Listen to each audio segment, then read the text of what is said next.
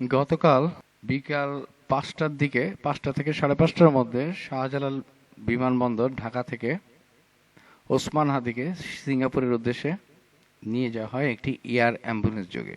তাকে সিঙ্গাপুরে নিয়ে সিঙ্গাপুর জেনারেল হসপিটালে ভর্তি করা হয়েছে। সঙ্গে আছেন তার এক ভাই এবং একজন বন্ধু। হাদির এই চিকিৎসা ব্যয় বহন করছে অর্থ মন্ত্রণালয়। সিঙ্গাপুরে হাদির চিকিৎসা ব্যয়ের সকল খরচ অর্থ মন্ত্রণালয় দিবে বলে জানিয়েছে অর্থ উপদেষ্টা সালেউদ্দিন আহমেদ। এবং গতকাল সরকারি ক্রয় সংক্রান্ত উপদেষ্টা পরিষদ কমিটির সভা শেষে সাংবাদিকদের তিনি এই কথা জানান। মস্তিষ্ক ছাড়া মূলত হাদির অন্য অর্গানগুলো এখনো নিয়ন্ত্রণযোগ্য, অর্থাৎ তারা কাজ করছে বা তাদের যে সাধারণ প্রক্রিয়া সেটি তাদের অব্যাহত আছে। গতকাল দুপুরে হাদিকে বহনকারী এয়ার অ্যাম্বুলেন্সটি সিঙ্গাপুরের উদ্দেশ্যে ছেড়ে যাওয়ার পর এক প্রেস ব্রিফিংয়ে এটি বলা হয়।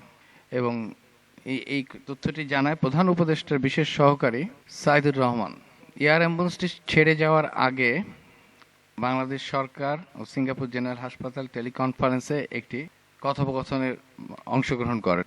এভার কেয়ার এবং সিঙ্গাপুর জেনারেল হাসপাতাল মিলে তাকে সিঙ্গাপুরে নেওয়ার সিদ্ধান্ত। ময়মনসিংহ সীমান্ত ব্যবহার করে ভারতে পালিয়ে গেছে কিনা এ ব্যাপারে এখনো পুরোপুরি নিশ্চিত হওয়া যাচ্ছে না। এটা কালের কণ্ঠের খবর। পালিয়ে গেলে ফিলিপ পাল ভালো বলতে পারবেন। ফিলিপ পাল হচ্ছে এই মানব পাচারকারী একজন সদস্য বলে বলা হচ্ছে। আসলে তাকে আটক করা গেলে পুরো বিষয়টি নিশ্চিত হওয়া যাবে। কিভাবে যোগাযোগ করা হয়েছে, কত টাকা লেনদেন হয়েছে, ওপারে কাদের সঙ্গে যোগাযোগ হয়েছে, আদৌ পালিয়েছে কিনা তা জানা যাবে। লিখিত বক্তব্যে মোস্তাফিজুর রহমান বলেন, গত 12ই ডিসেম্বর ঢাকায় ওসমান হাদির উপর গুলিবর্ষণের পরে ময়মনসিংহ অঞ্চলে সর্বোচ্চ সতর্ক অবস্থানে যায়।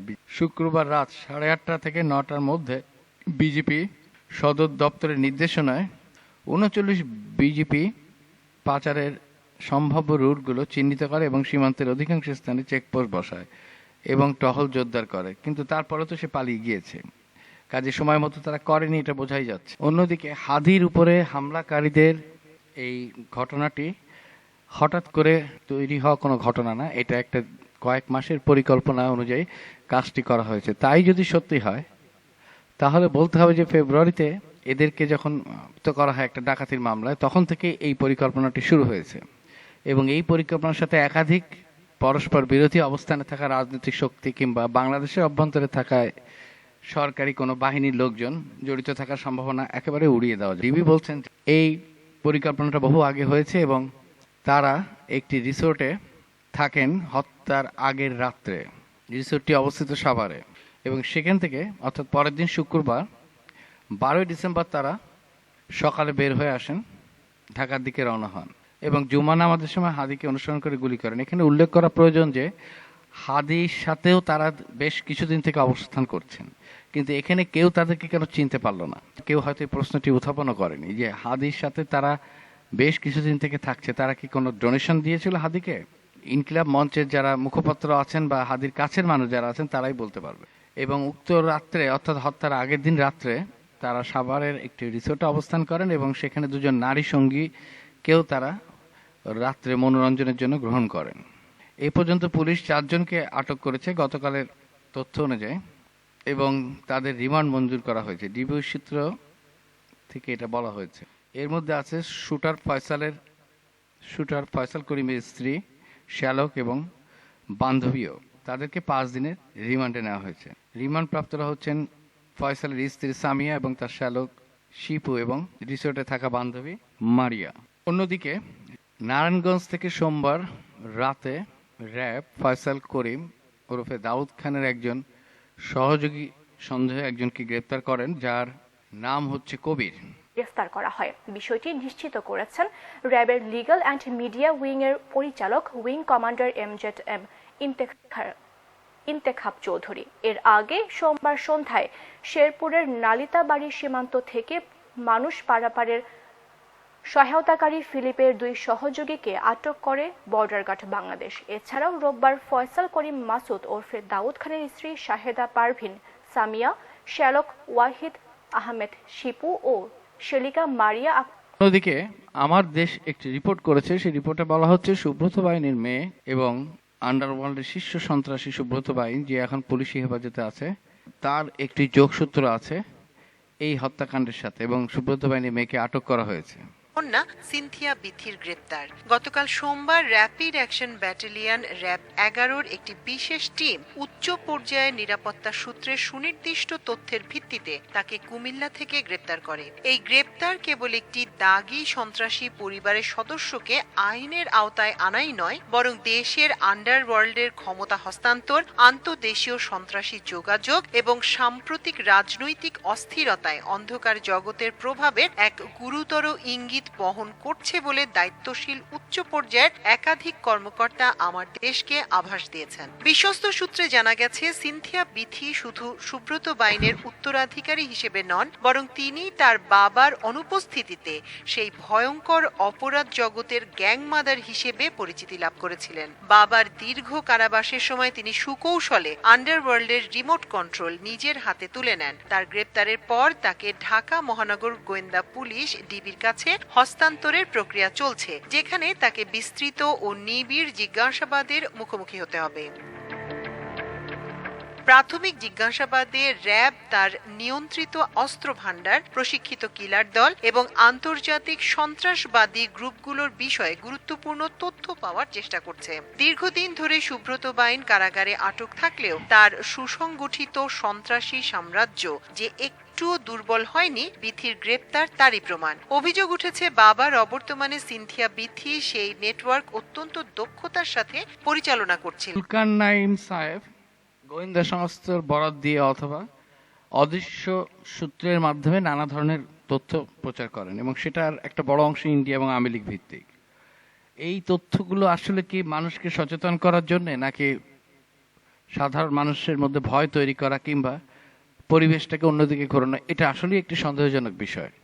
এবং এর সাথে ইন্টেলিজেন্সের কারা কারা জড়িত এটাও বলা মুশকিল। বাংলাদেশে যেভাবে একটি হত্যাকাণ্ডের বা হত্যা প্রচেষ্টার তদন্ত হোক না কেন, যেভাবেই আইন শৃঙ্খলা রক্ষাকারী বাহিনীর একটি অংশ তৎপর হোক কিংবা তারা আন্তরিক থাকুক না কেন, এটা বোঝাই যায় যে 24-এর গণ অভ্যুত্থান বা বিপ্লব সংগঠিত হবার পরেও এদেশে আইন শৃঙ্খলা রক্ষাকারীর কর্তা ব্যক্তিরা বা এখন যারা আইন শৃঙ্খলা রক্ষা করার জন্য ডিপ্লয়েড আছে, তার মধ্যে সেনাবাহিনী, ইন্টেলিজেন্স, ডিবি, পুলিশ সবাই আছে, এদের একটা অংশ আসলে চায় না বাংলাদেশে পরিবেশ একটা স্থিতিশীল অবস্থায় যাক। সেটা বোঝাই যায়, কারণ শস্যের মধ্যে ভূত আছে।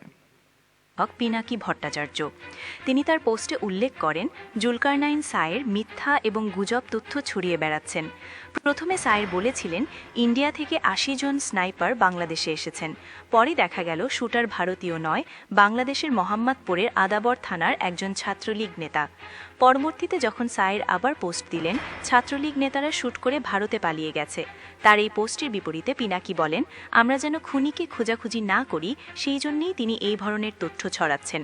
তিনি আরও বলেন, দেশের সাধারণ মানুষই তাকে খুঁজে বের করেছে এবং সাধারণ মানুষই তাকে ধরবে। আদি হত্যা প্রচেষ্টায় যারা অংশ নিয়েছে তাদের হত্যা প্রচেষ্টা সম্পূর্ণ করা থেকে ইন্ডিয়ায় পালিয়ে যাওয়ার যে গল্পগুলো বাজারে এখন ঘুরে বেড়াচ্ছে, সেটাকে যেমন আমাদেরকে বিশ্লেষণ করতে হবে, ঠিক তেমনি আসলে মূল ঘটনা সূত্রপাত হিসেবে আমাদেরকে ধরতে হবে ফেব্রুয়ারিতে তাদের জামিন পাওয়া।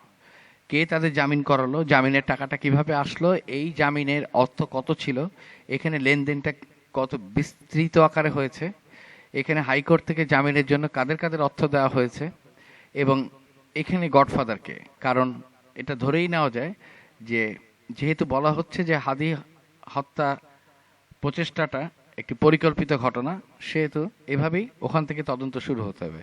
একইভাবে তার এই যে হাদির সাথে অবস্থান, তার পাশে থাকা এবং বিভিন্ন জায়গায় তার ছবি এবং ভিডিও সামনে চলে আসে, এগুলো এই হত্যা প্রচেষ্টারই একটা অংশ হিসেবে ধরতে হবে। এটা ভাবার কোনো কারণ নেই যে এটা ভুল করে চলে আসছে অথবা হত্যাকারীর অসচেতনতার কারণে, হত্যা প্রচেষ্টাকারীর অসচেতন বা সে ভুল করে ক্যামেরার সামনে চলে আসছে, পরে এটা ফ্ল্যাশ হয়েছে, এটা ধরার কারণে। বরং এটাই মনে করতে হবে যে এটাও পার্ট অফ দ্য কিলিং বা খুন করার যে প্রচেষ্টা, তারই একটা অংশ ছিল। কারণ এই হত্যা প্রচেষ্টা বা হত্যার চেষ্টাটি কোনো শুধু একজন মানুষকে মারা না, বরং এর মাধ্যমে বাংলাদেশিদেরকে একটি লিসেন দেওয়া এবং একাধিক ব্যক্তি এটার সাথে যে জড়িত সেটাও বলা যেতে পারে। অবশ্যই বাংলাদেশের অভ্যন্তরে যারা এখন আছে তারা এর সাথে জড়িত, এবং তারই হত্যা করার চেষ্টা করা এবং সেখান থেকে একই দিনে চলে যাওয়ার বিষয়টি এটাই নিশ্চিত করে যে একাধিক লিঙ্ক বাংলাদেশে কাজ করছে। তারা আওয়ামী লীগও হতে পারে না, ইন্ডিয়ান রও হতে পারে না। এই দেশের মধ্যে অবস্থানকারী, আইন শৃঙ্খলা বাহিনীর মধ্যে অবস্থানকারী ইনফ্লুয়েন্সিয়াল কোনো এজেন্সির লোক কিংবা প্রভাবশালী কোনো ব্যক্তি এটার সাথে জড়িত। এবং যে খবরগুলো সামনে আসছে এটা ধরে নেওয়া যায় যে এই খবরগুলো সামনে আনানোরও ব্যবস্থা হয়তো তারাই করেছে, কারণ যারা এই কাজটি করেছে তারা চায় মানুষ জানুক, মানুষের মধ্যে একটা অস্থিতিশীল অবস্থা তৈরি হোক।